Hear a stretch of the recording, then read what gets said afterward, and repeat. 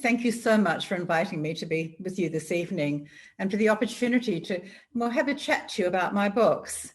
I'm just delighted that libraries all around Australia and other countries too share authors like myself. Due to the technology that we now have, I can't come and visit you. Well, actually, I probably can now, can't I? Never mind, we organised this when I couldn't. I have to tell you, actually, I did sneak into Brisbane last week on Tuesday, the day that your premier opened the border. I have family up there and I needed to see my little grandson, so I flew up for 6 days. But that's not what you tuned in to hear me talk about. So let me once again introduce myself. I am the author of The Tattooist of Auschwitz, Silke's Journey, and released a couple of months ago now, or nearly 2 months ago, Stories of Hope. So I'm going to talk to you about, well, all three, because I cannot talk to you about my latest book, Stories of Hope, without talking to you about the other two, because, well, they're all intrinsically entwined. Stories of Hope came about because of Lale and Silke's story. Silke's story came about because of Lale's story. It's kind of how my life is. Everything's now meshing, but I love the opportunity to talk to you, anyone, about particularly Lale and Silke. I'll go back a little bit because I haven't been to Cairns and I haven't had a chance to talk to you. And so by just going back a little bit and telling you how I got the original story that sent me off on this incredible, well, it is a journey, not like Silke's, thank goodness, but it is a journey. Here I am getting ready for retirement, and I hit retirement age and I produce a book, my first novel, The Tattooist of Auschwitz. I got this story because, well, probably 15 years ago, that's how far back the story goes, by the way. I said yes to a friend and having a cup of coffee. I said yes to meeting her one Sunday afternoon. And as we sat in a cafe, it was December 2003. Do the math. I think that's more than 15 years. She calmly said to me, "Oh, by the way, I have a friend whose mother's just died." And I went, "I'm sorry to hear that." She said, "Yes, his father has asked him to find somebody he can tell a story to. That person can't be Jewish. You're not Jewish. Do you want to meet him?" I said, "Well, what's the story?" And she said, "I don't know." So I said, "Oh, well, never mind. Yes, I'd love to meet him." And so it was a week later, exactly, that I knocked on the door of Lale Sokolov, 87 years of age. As I said, a man who had just lost his wife, the love of his life. Somebody who I would then learn to follow the story of these two young people, where they met, how they met, and get from Lale a story which, well, it's in 55 countries now, folks. Yeah, 55, 47 of them are foreign translations. And last count, it was 6 million and counting books sold, and you had double that easy for the number of people who would have read it. So it's pretty phenomenal, but I struggle to process it, so I don't try. But I'm just throwing that out there so that you know where I'm coming from with that story. I'm going to fast forward to Silke's story. I weave around a bit, but I'm hoping you'll be able to follow me because, as I said, they all cover each other. In telling Lale's story, which, by the way, I wrote as a screenplay. I didn't know how to write a book. I never considered, mind you, I didn't even know if I was going to get a story from Lale that was worth telling or writing. Because for many, many weeks, well, he talked to me with his head down, greeting me every time with, "Have you finished my book yet?" And I would say, "No, Lale, and I'm writing a screenplay." And then he would follow up with, "Well, hurry up. I need to be with Gita." So that's what I was hearing. I need to be with Gita. Hurry up. I don't want to continue living in this world. Oh, no pressure, right? Except there was plenty of pressure. Now, in terms of getting the story from him, well, for those many, many weeks, he was just very clinical, very factual. He was telling me incredible stories, but the one thing that was missing from them was any emotional connection between him and the stories he was sharing with me. So one day I decided, look, I guess the only way I can get you to actually get to know me, because why should you trust me? I'm a perfect stranger. Yes, he wanted to meet me. There was no question about that. Yes, he welcomed me into his home every time I turned up there, which, by the way, was 2 to 3 times a week. But that still didn't mean to say he knew me or he could trust me. So one Sunday afternoon, I took him home to meet my family, husband and 3 young adult children. Well, that did the job. In those few hours that he was there in my home, well, for one thing, I heard him for the first time laugh. He hadn't laughed before. And it wasn't just a laugh, it was a giggle. I used to tease him, you giggle like a schoolgirl. And that would just make him giggle all the more. I also caught him flirting with my 18-year-old daughter. I tried to have words to him about that, but when he pointed out to me that she was the same age Gita was when he met her, I kind of backed away. I went, right, okay, I won't go there. But that did the trick, because those rat bags of children of mine, as I say, they're all young adults, they thought it would be the right thing to do to tell Lale all my faults, all my foibles, all my insecurities, every negative thing they could come up with, they shared with him and told him about me. Starting with, she's a lousy cook, Dad has to do most of it. So that when I was driving him home after that, is when he kind of turned to me and went, you're just an ordinary person like me. I don't know if he expected me to be. And I went, no, I'm the ordinary person. You're the extraordinary person. But no, he wouldn't have it. He now knew things about me, and it had the desired effect.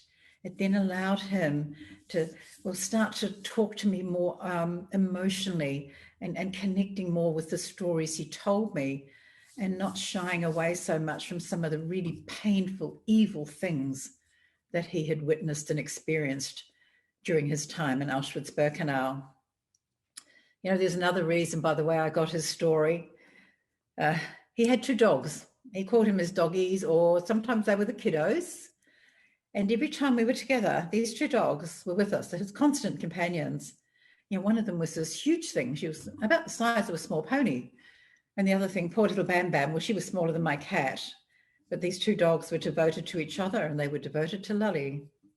And then whenever we sat in his lounge dining room, generally at the dining table, because whenever I arrived, he promptly went out and made me the worst cups of coffee I've ever tasted. He never once asked me if I wanted coffee. He never once asked me how I wanted it. I was getting it the way Lale made it, and I was going to like it. Lukewarm, weak, grey. But I drank the coffee. But as I said, those 2 doggies, they were there with us at all times. And they would come up frequently, one of them taking turn, and they'd have a tennis ball in their mouth. And Lale would just take it out of their mouth and throw it over his shoulder, and they would chase off and fight for it. And well, Tootsie, the big dog, she always won, but Bam Bam never gave up trying. However, this one day, not long after Lale had been home and met my family, Tootsie came up with a tennis ball. Now, Lale just blindly reached down to take it. And you could see her. She was beside him. She came up well over his knee. And he reached down to take it from her, and she growled at him. I'd never heard these dogs bark, let alone growl. And we both looked out at this dog as if, okay, what's going on? And Lale gave her a little clip over the ear and said, naughty Tootsie, give me the ball. And he tried again to take it from her, and she growled again. Then Tootsie turned around, and she put her head on my knee and just looked at me. I looked down at this huge mouth and these big teeth, but I took a punt on it, and I put my hand down and into her mouth, and I gripped the tennis ball, and she let it go. And I threw it over my shoulder. The 2 of the doggies chased off after it, and Lale turned around and watched all this. And that's when he said, my doggies like you. I like you. You can tell my story. And at that point, it was like flicking a light switch with him, as he started sharing and emotionally connecting with what he was telling me. And what he was telling me in the first instance, and what he only wanted to tell me initially, was this incredible love story. How lucky was I to be not only sitting with living history, but living history who had a story set in this evil place, there was a love story. Here he was, a man who was a self-confessed playboy to me. He lived the good life in Bratislava prior to going into Auschwitz. He had the good job, the fine clothes, and many, many girlfriends, he told me. He loved them all and he loved none. So this was my Lale now telling me how he held the arm of a young girl, dressed in rags and her head shaven, and stared into her eyes. He said they were black. They're just incredibly dark brown. And he's now telling me 60 plus years later, I knew in that second I could never love another. Incredible story that transcended all those decades. So as his story unfolded and as I continued to try and write it up, I just sat, by the way, and listened to him. That's important because that's going to tie in with stories of hope. How I never took a pen and paper with me or a recording device. I just sat and listened. And I was able to then go home and then on my computer write up what it was that he'd said and the information he'd given me. And wow, I had some trouble with some of the names because he's giving me German names and Polish names and Hungarian names and of course Slovakian names. And I'm not the best with languages at the best of time, and let alone trying to phonetically write down these names he's throwing at me. But I did that. And when the time was appropriate, after a couple of times, or even the next time I saw him, then I would often just say to him towards the end when I'd shut him down, because it was important for me to shut him down when he was talking, when I determined that he'd had enough, that time was up. And then I would say to him, oh, by the way, do you remember last time you were telling me something about somebody called Schwartz something? And I'd phrase it like that. And he'd go, yeah, Schwarzhuber. And I said, okay, can you get a pen and paper and write down that name for me? And that's how I was getting the information. Just at the end of our talking, casually saying, you go and write that name down for me. I can't spell Beretsky. You spell Beretsky for me. And make a bit of a game of it. And so and that kind of intensive listening, that's how he, well, not only didn't get distracted, but that's how he knew that I was listening to him because I could tell him what it was he was telling me. And that's what listening's all about. I'll come back to it again in a minute, but just you need to know that's how I got his story. Now, in telling his story and writing it as a screenplay, I hope to see it on a big screen. And that's how I learned. I did do some studying in how to write a screenplay. The good thing about screenplays is they come with a formula. You know, they've got 3 acts and you must achieve this and that and the other in each act, and you must have your emotional arcs and have this within 10 pages. Great set of rules writing a screenplay. And you follow them unless you're Quentin Tarantino, and I'm not. Just putting it out there, I'm not. So having his story now as a screenplay, well, I never really I continued to get it the whole 3 years I knew him. But our friendship changed from being the person who was getting his story and telling it to now just a very deep personal friendship. And it was about 6 months into our relationship that he said to me one day, will I go out with him the following Sunday afternoon? I'm sure. What? Where? Because up until now, we'd pretty much stayed in his apartment, or we'd taken the dogs for walks, or I had started to say to him, because I decided that my life was too short to continue drinking bad coffee, that we would then start going out to local coffee shops nearby. And in many of those, we would meet his friends and they would talk to us, and sometimes we sat with them. And they got to know who I was. It was generally just 2 or 3 of his contemporaries, you know, these men, also survivors. And so they got to know who I was and what I was in his life. And then they said, can we go out? He wanted to reconnect with the Jewish community who he'd totally pulled away from. And so I arrived one Sunday afternoon and off we went to the address we had to go to. It was a function centre. It was going to be a big function. He didn't quite tell me what it was about. He kind of held that back from me. And he also made me just wait in the car with him until it was past the time that it was due to start. And I'm trying to say to him, you know, why aren't we going in? Everybody else, you could see people going in. And he'd go, no, we wait. And then when he was certain everybody was in the room, he said, now we go. And we walked into this function room, and there was 200 plus people there, quintessentially of the era, men on one side and women on the other. And as we walked in, he just stopped in the doorway, and people turned around and saw him and started calling out his name. All of them, Lale's here, so excited. And you know, the bugger, he just started taking a bow like an actor after a fine performance on a stage. And then he turned to me and he went, she my girlfriend. Hey, ladies, you look after her. I pick her up on the way out. And promptly pushed me over to spend time with the ladies. Well, I had no problem with that, because now I got to spend time with these beautiful, amazing women who also, the majority of whom were Holocaust survivors. And now I got to hear about what it was like for the women in that place. And yes, that did enable me to write the part of the Gita's story, being able to get that from them, because I never got to meet her. But I did get from Lale a 2-hour videotape that Gita made for the Shoah Foundation, and he gave it to me to watch. So I have had the pleasure many times of looking at the amazing Gita telling her story.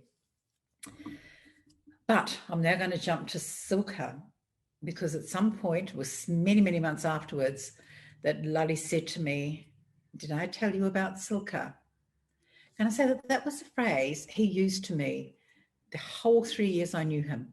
The number of times, even well close to the 3 year, up until the time that he died, he would continually say to me, did I tell you about? And I go, what?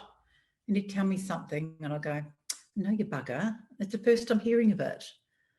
But I guess that's what memory's like, isn't it? It just comes back unsolicited, and when it feels like it, you can't always have that recall when you want it. But the day he said to me about Silke, and when I asked, no, who was she? And he just looked at me and shook his head. And he said, she was the bravest person, not the bravest girl, the bravest person I ever knew. And she saved my life. You and I would not be here without her. And that wagging of the finger, by the way, that's what he did to me all the time. He wagged his finger and he rolled his eyes at me. However, I needed to know more about Silke. If she was so important to him, I needed him to try and tell me. And over the time he did. And then he started saying, now, when you're finished writing my book, and only after you've written mine, you must write the story of Silke. You must tell the world about this girl. The 16-year-old girl, just turned 16 in March 1942, who a month later found herself in Auschwitz.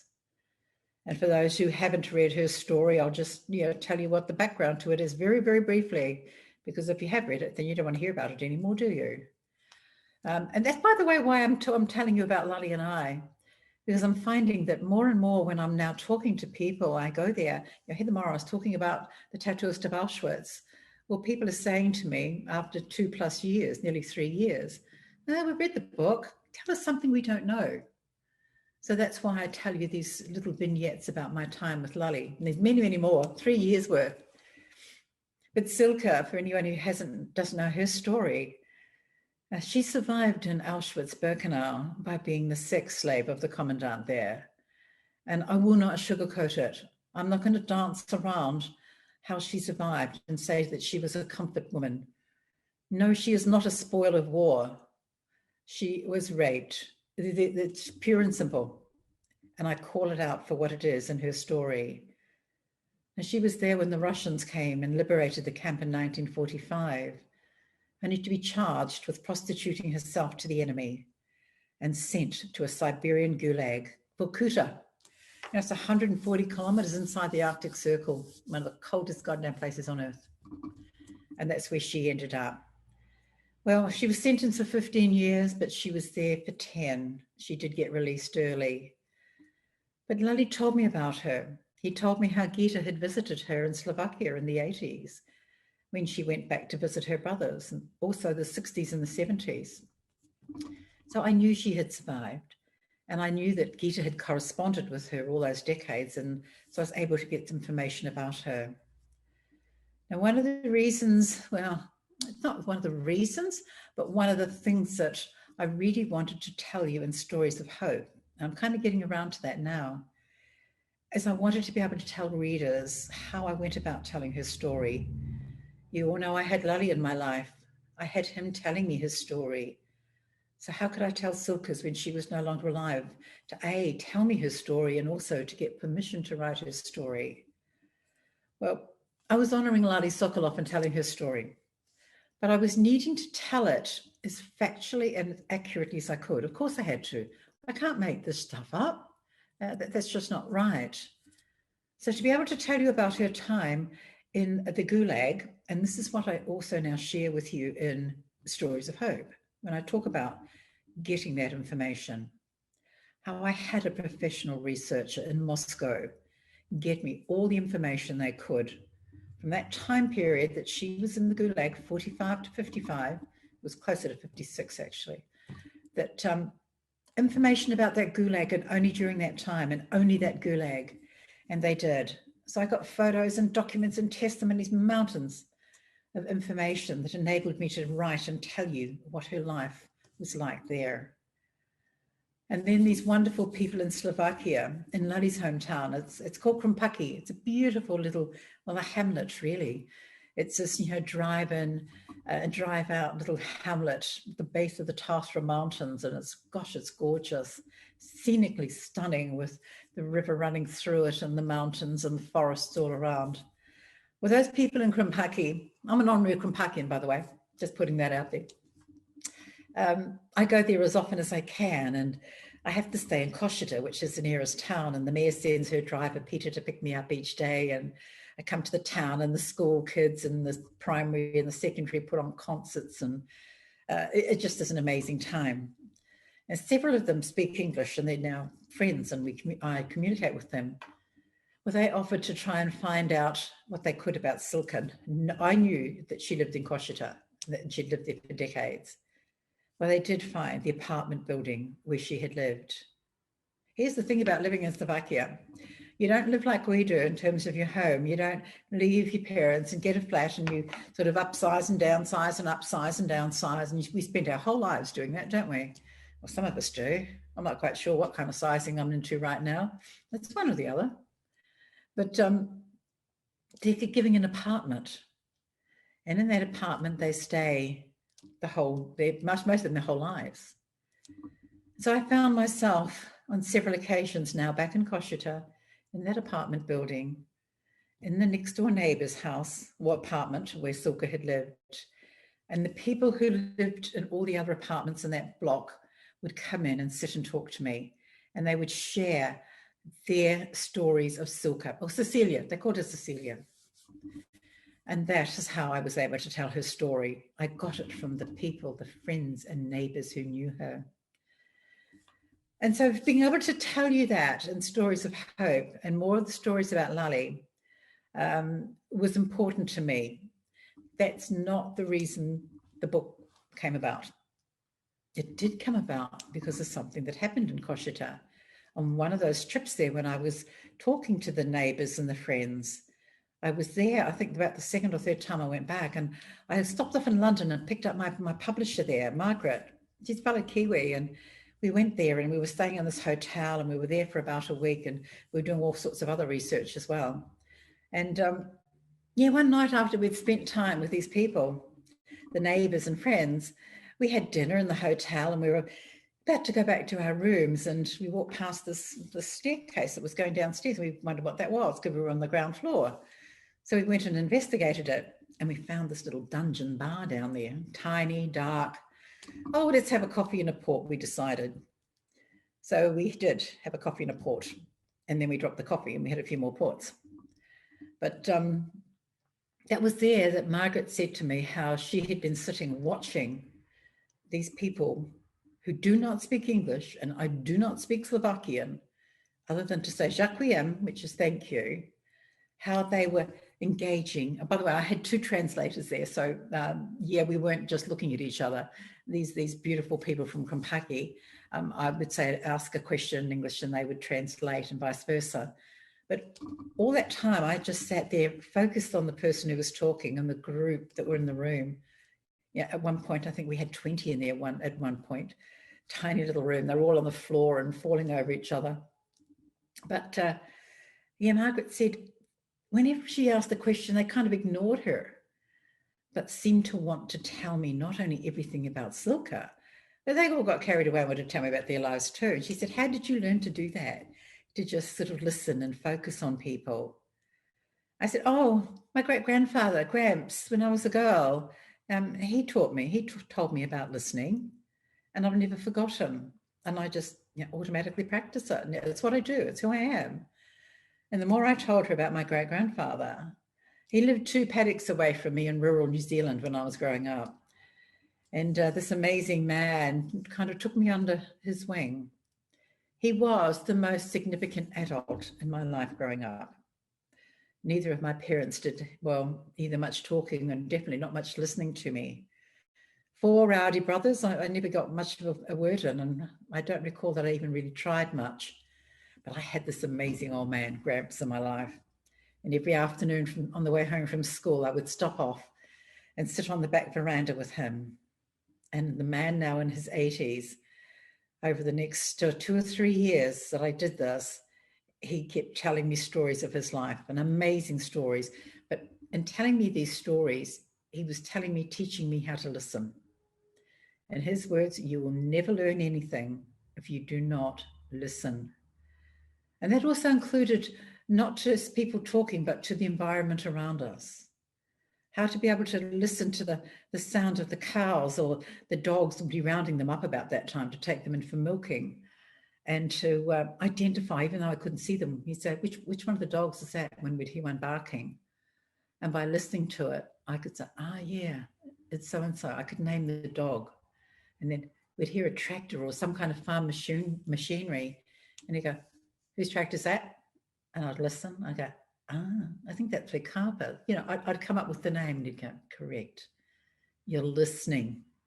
You're using the thing between your ears, just not your ears. And so that's how I've kind of lived my life, listening to people. My life, or my work life, for 20 plus years was in a major hospital here in Melbourne, a large hospital, and in the social work department.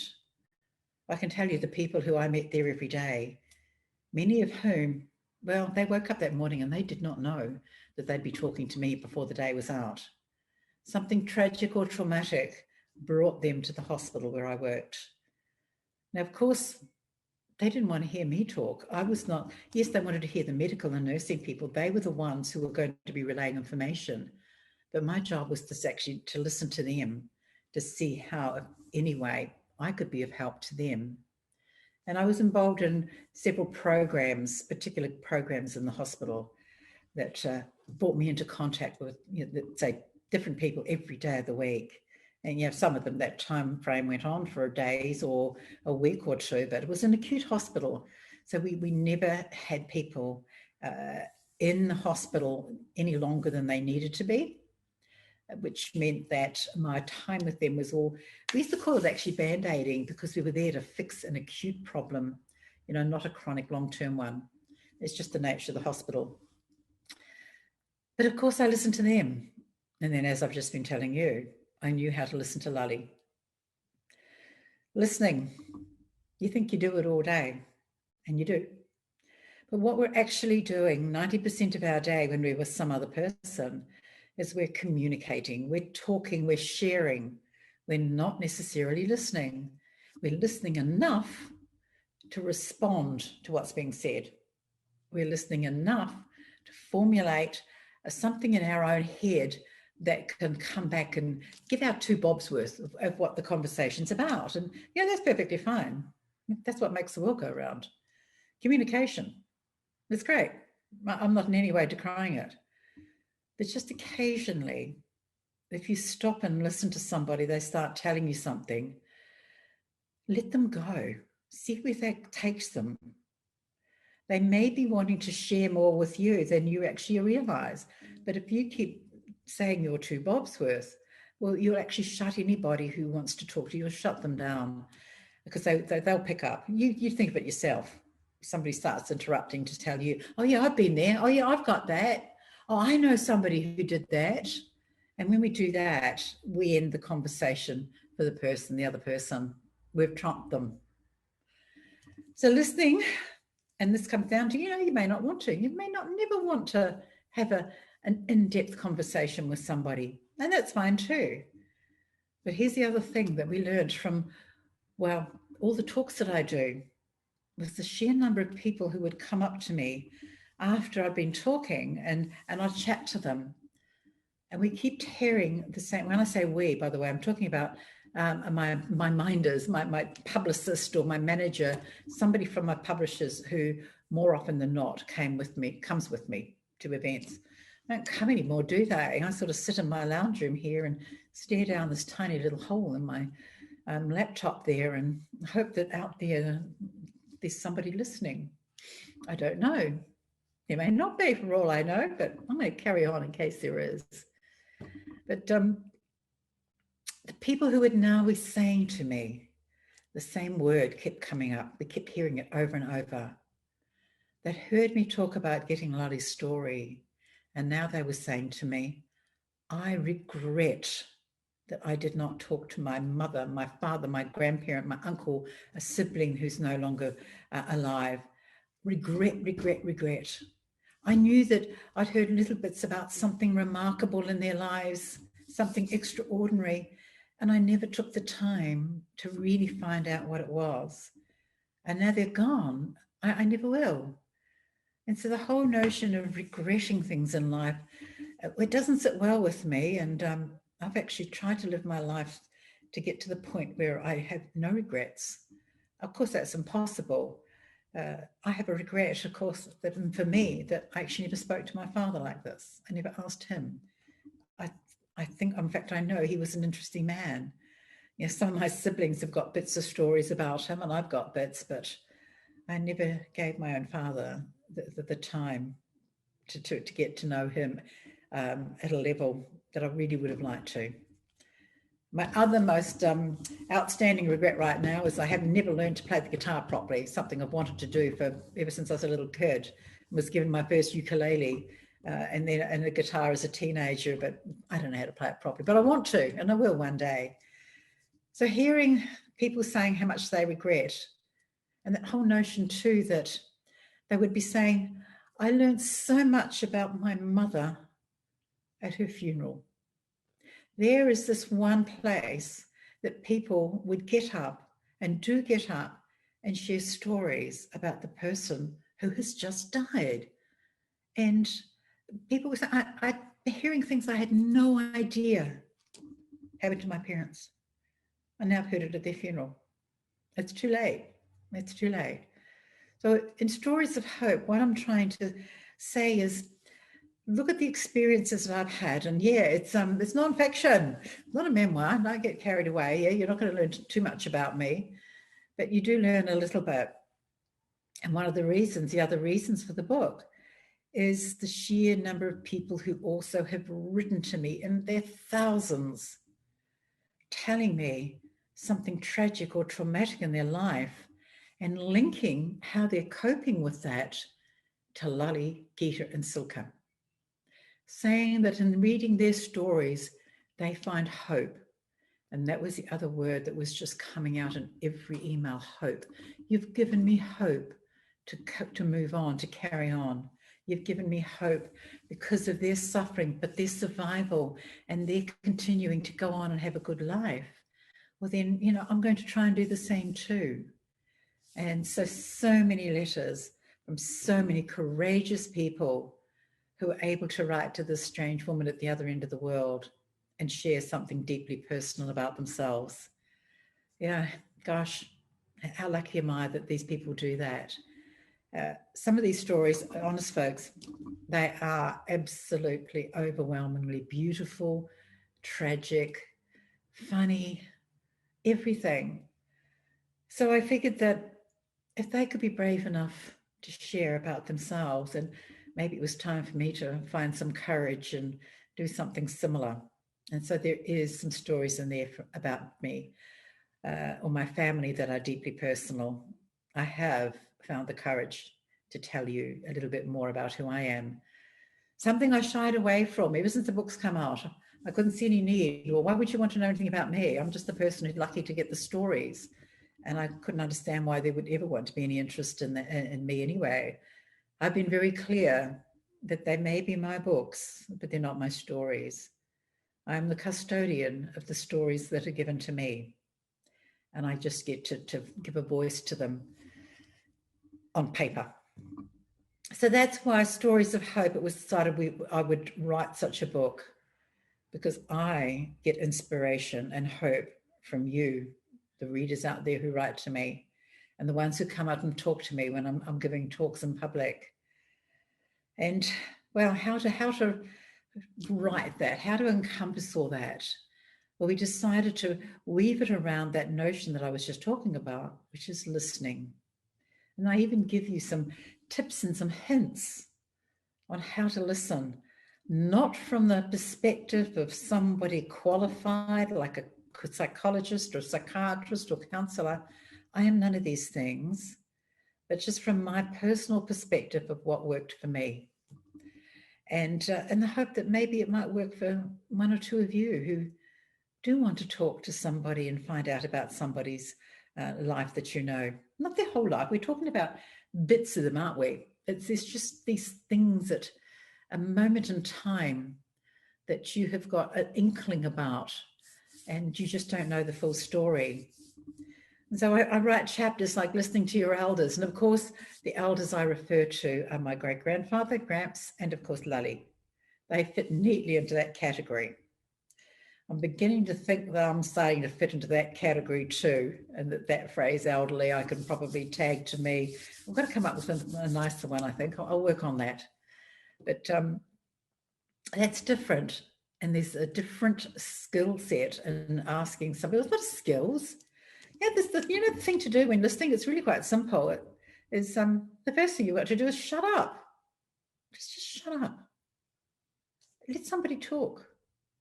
And if there's a pause and they go quiet on you, well, suck it up and stay in that silence for a little bit longer.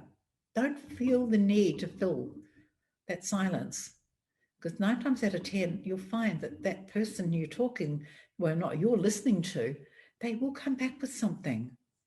But here's the thing, if they don't, if you look like it's just sort of stored, but somebody is emotionally starting to connect with you, well, the thing for you to do is to repeat back to them the last thing they said. That is how you tell somebody that you have been listening. You're able to tell them the last thing they said. And these are just some tips and hints I give you. And one of the things I suggest is you've got a family friend or a family member who you've known for decades, heard something about them, and you think you might want to know a little bit more. Think about their home, the home that you've probably been into thousands, hundreds of times. They'll have photos on their wall. They'll have knickknacks, trinkets on their mantelpiece and around their home. And if they're like me, and I suspect everyone, we're all the same, those things that are on public display are there for a reason. They're actually not there for the public or the people who come into their home. Well, mine aren't. What I have on display, and what I suspect you do as well, are things that mean something to you. There's some connection to that trinket, to that photo of those people. And one way to find out a little bit more, and just to show somebody you're interested in them, and that's really what you're doing, is to maybe one day just pick something up, something you've seen for decades or years, and go, hey, can you tell me where you bought that? Do you know who you were with? Where were you? What is it? Just ask about something. That's a phone, okay? It just happened to be the handiest thing I could grab. But in doing that, that's how you engage with people. And here's the thing, you will be the one that will be rewarded when you do that. Now, the other aspect that I cover in the book, and these are the things that, again, I'm trying to just share my own experiences with you. And so I have this chapter also called Talking to Your Children. I was telling my 3 adult children and all their partners and a couple of little grandkids when I was writing this chapter, oh, guess what chapter I'm working on in Stories of Hope? It's the Listening to Your Children chapter. And my 3 kids kind of all looked at each other and burst out laughing. And they went, you're not qualified to tell that or to write that. And so, yeah, a bit of fun was had at my expense as they tried to point out that they never felt that I necessarily listened to them all the time. But the thing was, actually, I was able to prove them wrong. I was able to say, well, what didn't I listen to you about? And they'd come up with, I remember telling you a little bit about such and such, and I'd finish it off. So, yeah, listening to your children. And the great thing is that I've had people write to me who have read the book and say that these different little chapters and segments in it, not all of it's going to resonate with you or mean anything to you, but they say, look, the listening to your children thing, I've got 4 and 5 and 6-year-olds, and I read that, and then I went and sat down and went, tell me about what you're doing and how it has changed their dynamic with their child, because they are actively listening to them. Now, with kids, you can't do that all the time. I know. I've got this 4-year-old granddaughter.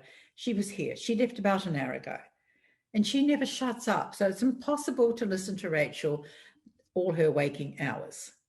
But every now and then, you know what? Both her mom and her dad and I, we do stop.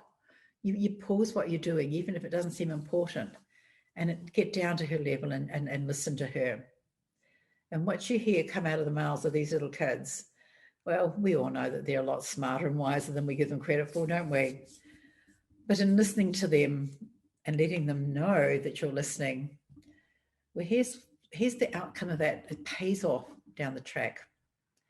Because when they tell you things when they're 4, 5, and 6 years old, and you just think, oh, it's just a little thing, and you don't respond appropriately to it, well, if that's your response when they're young, why should they, when they get to be teenagers, that's when you want them to be talking to you, well, why should they? If you haven't listened to the little things, which to them were big things, then you run the risk of them not telling you the big things when you want to hear them. And I've just realized that I did not put enough lights on around me, and I'm possibly getting a little bit dark here. I'm sorry about that. It was brilliant sunshine when I started talking, and now it's getting dark and I don't have enough lights, and I do apologize for that. But listening to your children, by the way, it doesn't end, as we all know, well, as parents of adult children know, it doesn't end as they grow older. And I share in there a story that happened 12 months ago this month to me and my daughter and son-in-law, and it involves a newborn baby, the 2 siblings, and my coming back from having been away for a couple of months, only to, not recognize initially what was going on with my daughter, and missing all those non-verbal cues. Because here's the thing, we're not only talking with our mouths, our bodies are talking also. And I was just putting down what was going on with her. She's tired, she's got a newborn, she's got these other 2 little tackers running around, and her husband was frantically trying to help the best he could, and nothing was working. And I was home for 5 or 6 days before I started to realize, something's not quite right here. And I was there every day. I would go around there until I told her to go and do something. It was actually have a shower. It was the middle of the day, go and have a shower. I've got the baby. At which point she screamed at her husband and I, why aren't you listening to me? She hadn't said a thing. But my goodness, had her body been screaming at us, had all her entire being been screaming at us. Yeah, she had postnatal depression and we hadn't picked it up. Thankfully, because of that outburst, we did. Now, she and her husband have given me permission to share this story. And again, that is a vignette out of Stories of Hope, in which people have written to me, telling me what you've said and described happening to your daughter happened to my partner, to my sister, to my own daughter, and I didn't pick it. And so that's what Stories of Hope is. It's about sort of just sharing some of those things. Now, I'm not sure if there's going to be any questions coming, but I want to just get on my next book, because in Stories of Hope, I give you a little teaser about it. There in the back, there's this little short story. It's only very short, 2 or 3 pages. What I'm doing is telling you about my next novel. Let me tell you how I got my next novel. I was in South Africa, in Franschhoek, South Africa, in June last year. I was at a book festival there, and I don't know, it was about day 3 or 4. I got back to my hotel room until the early hours of the morning, actually. I did tell you it was the wine region, didn't I? Very nice wines. And I wasn't sleepy, so I opened up an email and read an email. It was written to me from a man who lives in Toronto in Canada. And he told me that he was flying to meet and go and see his mum, who lived in Tel Aviv. And he picked up a copy of my book at the Toronto airport. I am so, so glad that Canada have the same cover that we do. Otherwise, I would not be telling the story. They have the cover. Only Canada and Brazil have the same cover out of the 55 countries that have published. He had that book with him, and the next morning he got up and brought it out into his mum's living room thinking, well, I'll read some more of it. And he put it on a coffee table, and his mum, she's 93 then, walked past and she looked down and she saw the cover and she said, that must be about Lale and Gita. She knew to say that because she saw the number on the arm on the cover, and then she looked at the number on her own arm. It's 3 away. And she knew that her oldest sister, Sibby, her number was 2 away. She knew that Lale had tattooed her. And reading that, I immediately responded, of course. And over the next couple of days, many emails flowed between us, and I'm sending them off to my publishers in London as well, keeping them in the loop, saying, this amazing lady is writing me the most amazing things, not only about Lale and Gita, but about herself as well, and her survival. And I got to I think Cape Town a couple of days later, and I got a message saying she wanted to talk to me on the phone. So I rang her and had a chat to her. Her English is fine. She actually lived in London for a while as a young woman. But she started telling me things and saying, I need to see you. I want to tell you in person. Can you come and see me? I said, I'll arrange it. I will. So I said to the publishers, oh, look, when I get back home, I'm going to see if I can quickly go to Israel. And then a couple of days later, I was in Johannesburg and I had about 24 hours left to be there. And I got a call from my publisher, and Kate said to me, you know how you're going to Israel? And I went, yeah, I'm going home to Melbourne tomorrow, and then I'll arrange something. And she said, no, we're rerouting you. You're going from Johannesburg to Tel Aviv. Now I remember saying to her, but Kate, I can't. And she said, well, why not? And I said, because I've run out of clean knickers. I timed it perfectly. Well, she pointed out to me that I could either go shopping or I could learn how to wash my own knickers. And I went shopping, just heads up. But yes, 24 hours later, I stepped off a plane in Tel Aviv, and I spent just over a week there, and I got to know the story of 3 sisters.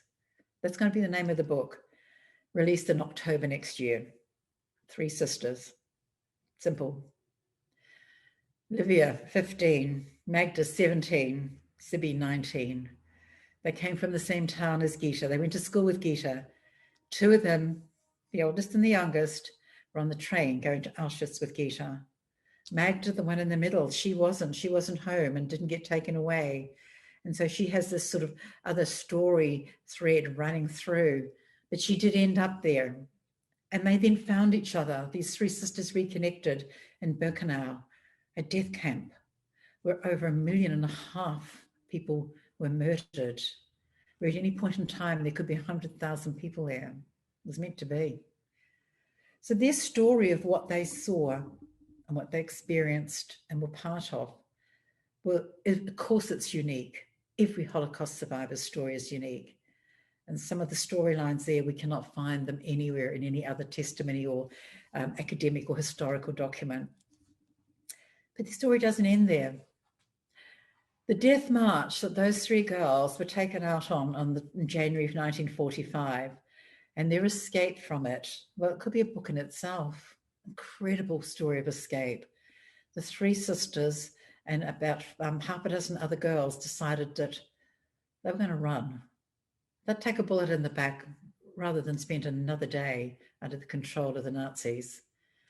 That bullet didn't come, and the next 4 weeks of their traveling through Poland and Germany to get to the Allies, not knowing where they were going, they had no compass, they had no idea, coming across more Germans and Russians and the threats that came to them as they tried to reach safety, which they did. But that's an incredible storylines through that period. It doesn't end there. They got back to Slovakia, they did, and once again, they were being rejected by the country of their birth. So eventually they decided they couldn't stay.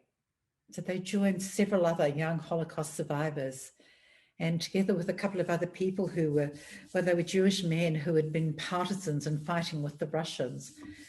They went into the forests up in the Czech Republic, and there for 3 months they trained and they learned how to survive on their own and just with whatever guiles they had. And they learned how to drive a truck. They got a truck so they could all learn how to drive, and they got weapons and they learned how to shoot. And 3 months later, they then journeyed the length of Slovakia. And yeah, I know it's not that big. It's a small country compared to ours, but it's still reasonable. And you've got to remember that it was all under communist control. And they got to Romania. They crossed over there and then had to go the whole length of Romania to get to the Black Sea. And there they boarded a boat, each with a gun in their pocket. And they got off that boat in Haifa. At that time in history, when rightly or wrongly, and I make no judgment call on this, the United Nations was taking that patch of desert away from the Palestinians and giving it to the Jewish people. And so they were there at the formation and the founding and the creation of the State of Israel. I can tell you about that, not through the eyes of the bureaucrats and the government officials and the army and the military and the politicians, but through the eyes of 3 young girls and how they forged and were involved in that creation of that country, that state. 2 of them actually worked for the very first president of Israel, President Weizmann. Mrs. Weizmann came to Livia's wedding. 2 of them, Livia, she's 94, Magda, she's 96, they're still alive. I got to go back in January, not knowing that the world was suddenly going to go pear-shaped on us all, and spend more time with not only them, but their families, their adult children, their adult grandchildren. And they are all supporting and helping me tell the story of 3 sisters.